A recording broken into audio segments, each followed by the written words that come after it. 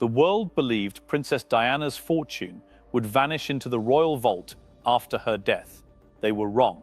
When executors unsealed her will in 1997, they discovered something the palace never anticipated. When we think of Princess Diana, we envision the fairy tale princess who captured the hearts of millions. The young woman in white silk who married a prince, the compassionate humanitarian who touched the untouchable, and the devoted mother who broke royal protocol to show genuine affection to her sons. But there's a part of her story that remained hidden from public view for years.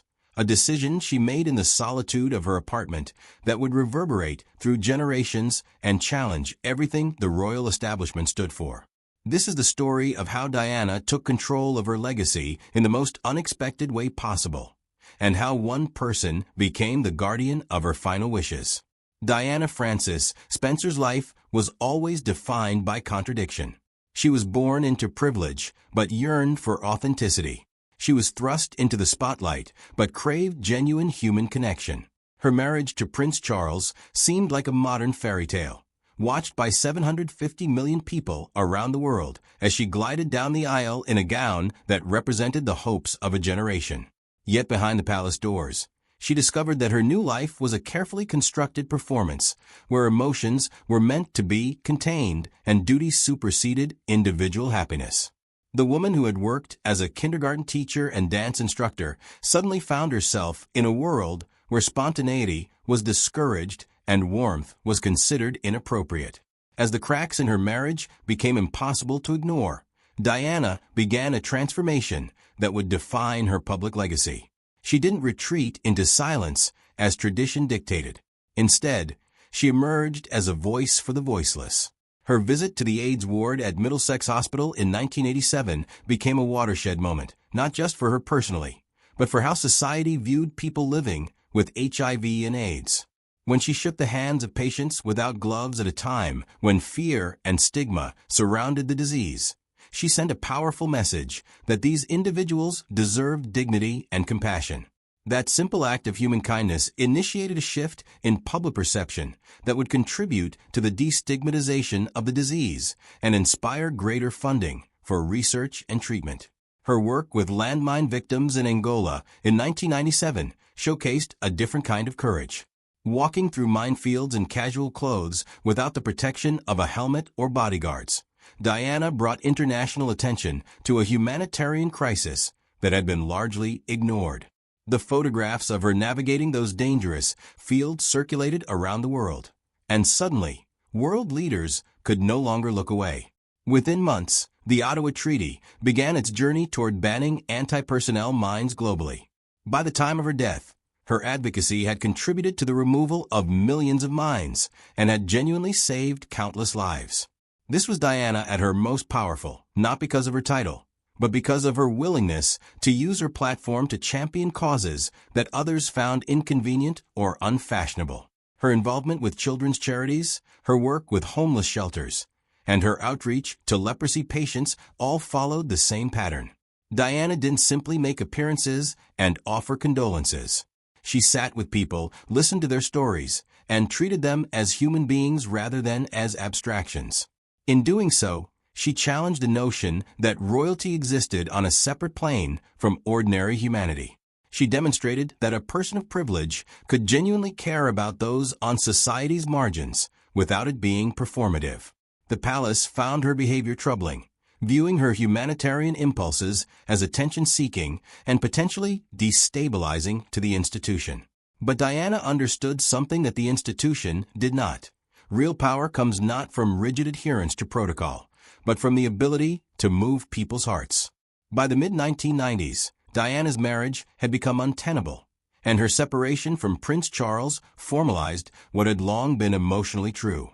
The divorce settlement provided her with financial security, but more importantly, it gave her a measure of independence she had not possessed since her youth. Yet freedom came with a cost.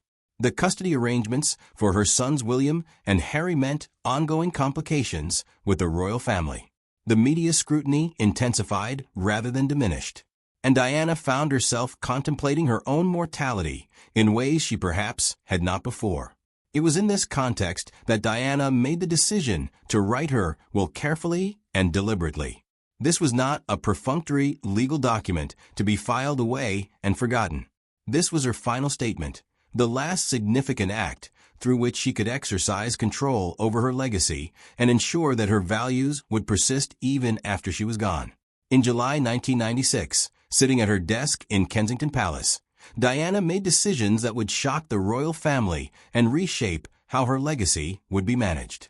The most surprising decision Diana made was not about the distribution of her wealth, though that was significant. She gave the majority of her estate to charitable causes that had defined her life's work. Organizations focused on AIDS research and treatment, landmine removal, and children's welfare. The financial amount was substantial, but more important than the numbers was what her choice symbolized. She was declaring to the world that her values transcended her personal interests and family obligations. She was using her death as an opportunity to amplify the causes she believed in rather than as a mechanism to simply enrich her heirs. However, the most transformative decision Diana made was naming Paul Burrell as the executor of her estate. To understand why this was so shocking, one must understand who Paul Burrell was. He was not a distinguished lawyer, a family advisor, or a palace official. He was her butler, a man who had served her for over a decade, who knew the intimate details of her daily life, who had been present during her moments of despair and triumph. Burrell had helped her through her battles with bulimia, had listened to her heartaches, and had kept her secrets with absolute fidelity. In many ways, Paul Burrell had been more of a genuine friend than any official advisor the institution had ever provided. By naming Burrell as executor, Diana was making an unprecedented statement. She was asserting that loyalty and genuine care mattered more than social standing or institutional authority. She was placing the management of her legacy in the hands of someone who understood her true wishes rather than someone who would filter those wishes through the institutional needs of the monarchy. This decision would have profound implications because it meant that the palace would not have unilateral control over how Diana's memory was preserved and presented to the world. The will itself was remarkably detailed and thoughtful. Diana established trusts for her sons that would provide them with financial security and independence, but would also protect them from the corrupting influences of unlimited royal wealth. She designated specific charities to receive portions of her estate, ensuring that her humanitarian work would continue in perpetuity. She specified how her personal possessions should be handled, wanting certain items to be preserved as historical records while others could be sold to raise funds for her charitable causes. But there was another dimension to her will that would not become fully apparent until years later. Diana included provisions for what would later be referred to as a shadow trust, a mechanism through which funds could be distributed to causes and organizations that aligned with her values of social justice and institutional reform. This was not documented in the traditional sense that would invite palace scrutiny or media commentary. Instead, it represented a way for Diana to continue influencing events and supporting causes even after her death, in ways that the institution might not approve of or even be aware of. The implications of this arrangement became clearer in the years following her death. Paul Burrell, in his role as executor, made decisions about which of Diana's possessions would be displayed, which would be sold, and how the proceeds would be used. Some of these decisions generated controversy. The auctioning of Diana's dresses and personal items for millions of pounds was viewed by some as mercenary. Yet it also served to keep Diana's memory alive in the public consciousness and generated substantial funds for charitable purposes. More significantly, Burrell's stewardship of her legacy ensured that Diana's voice continued to shape conversations about royal responsibility, institutional accountability, and the importance of humanitarian values.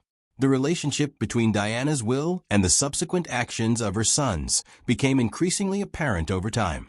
Prince Harry, in particular, seemed to embrace the anti-establishment tone that his mother had embedded in her will.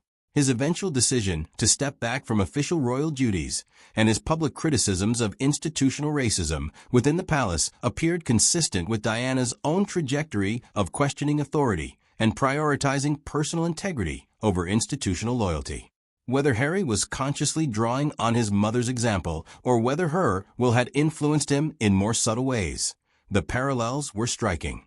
The palace's reaction to Diana's will and its provisions was initially restrained in public, but reportedly quite negative in private. The revelation that a butler rather than palace officials would control the distribution of the royal inheritance was deeply troubling to the institution. Even more troubling was the knowledge that Diana had deliberately structured her legacy in ways that would continue to challenge the establishment even after her death. The London inquest into her death in 2007, which concluded that she had been unlawfully killed due to the reckless driving of her driver and the pursuit of paparazzi, did nothing to diminish the palace's discomfort with how her legacy was being managed outside their control. The financial impact of Diana's will was substantial. The millions she left to AIDS research and advocacy contributed to accelerated progress in treatment development and helped shift global policy responses to the epidemic. Her donations to landmine removal organizations supported the work that eventually led to the removal of millions of mines and prevented incalculable suffering. The funds directed to children's charities created educational programs and support systems that served vulnerable youth for decades. In quantifiable terms, Diana's will generated far more positive change than it would have if the money had simply been absorbed into the royal estate and dispersed according to institutional preferences. Beyond the financial impact, Diana's will represented something more profound, an assertion of human agency and personal values that transcended the constraints of institutional power. She had lived within a system that sought to contain and control her, that viewed her compassion as a threat to stability, and that expected her to subordinate her own conscience to the demands of duty and tradition. Through her will, she ensured that even death would not silence her. She had found a way to continue speaking, continue advocating, and continue challenging the institution that had tried to diminish her. The figure of Paul Burrell, in all of this, deserves careful consideration. He was caught in an extraordinary position, managing the legacy of a woman he deeply cared about while navigating the displeasure of one of the world's most powerful institutions. His decisions about how to handle Diana's possessions, which stories to tell, and which aspects of her life to highlight or downplay were not made in a vacuum. They were constrained by law, by practical considerations, and by his own complicated position as a man who had been both insider and outsider, servant and friend. Yet through it all, he remained faithful to the essential spirit of Diana's wishes, keeping her voice alive, preserving her values, and refusing to allow her legacy to be completely controlled by those who had not understood or appreciated her during her lifetime. Today, decades after Diana's death, her will continues to shape conversations about royal responsibility, charitable giving, and the legacy of individual lives. The institutions she supported continue their work. The causes she championed remain relevant and vital, and the fundamental assertion she made through her will, that an individual's values and conscience matter more than institutional approval, continues to resonate with people around the world who feel constrained by systems that demand conformity over authenticity. Diana's decision to place her estate in the hands of Paul Burrell and to structure her giving according to her personal values rather than institutional expectations was a final act of rebellion and self-determination. It was her way of saying that she would not be controlled, not in life and not in death. Through her will, she ensured that her legacy would be defined by her own values rather than by how others might wish to remember her.